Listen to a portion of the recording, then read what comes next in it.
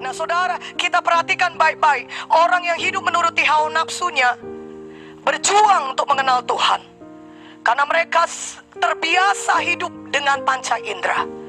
Mereka tidak lihat Tuhan, mereka tidak kenal Tuhan. Ya, mereka tidak pernah rasa Tuhan itu, saudaraku. Ya, karena mereka selalu berjalan dengan perasaan, dengan panca inderanya.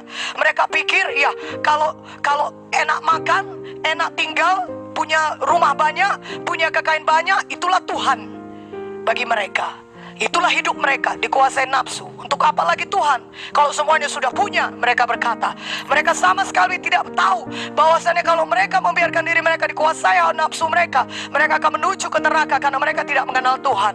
Karena itu saudaraku, saudara sungguh-sungguh melayani orang yang demikian dalam sidang kita. Jangan kita biarkan berlalu begitu saja. Bahkan bagi kita yang anak-anak Tuhan, kita harus betul-betul hati-hati. Jangan sampai kita diseret dan dipikat, Yakobus 1, oleh keinginan kita sendiri. Itulah dia nafsu tadi, keinginan kita sendiri, saudara. Jangan sampai kita diseret dan dipikat olehnya, tapi biarkanlah Roh Kudus menguasai semua roh, jiwa, dan tubuh kita. Dan itulah dia Zoe, kehidupan Tuhan. Zoe itu memang sudah ada ketika saudara lahir baru, tapi saudara harus mempersilahkan Roh Kudus untuk menguasai saudara. Kalau saudara tidak izinkan dia, saudara matikan, atau bukan matikan, saudara tolak dia, dan saudara tidak mau menerima pekerjaannya, maka Roh Kudus tidak bisa berbuat apa-apa. Dan akibatnya seperti Yakobus, saudara diseret dan dipikat oleh keinginan nafsu saudara sendiri. Karena itu tolak di dalam nama Yesus, pakai kuasa Roh Kudus, berjalan di dalam Roh, berdoa untuk itu, berdoa kepada Roh Kudus, dan minta kepada Roh Kudus, dan rindukan itu, dan kejar itu di dalam nama Yesus. Haleluya.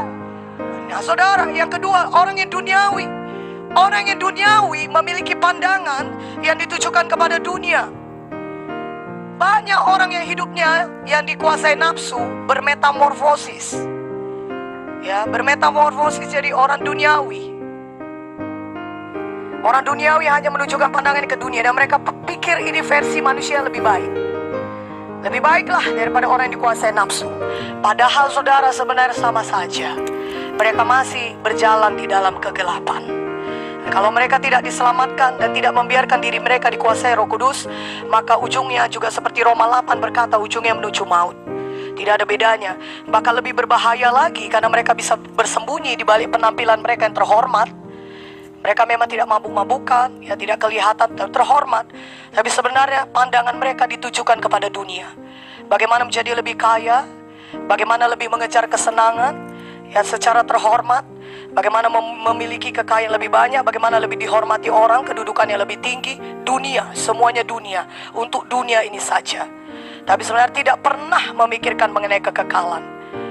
Saudaraku, kadang-kadang orang berhenti sampai di sini saja.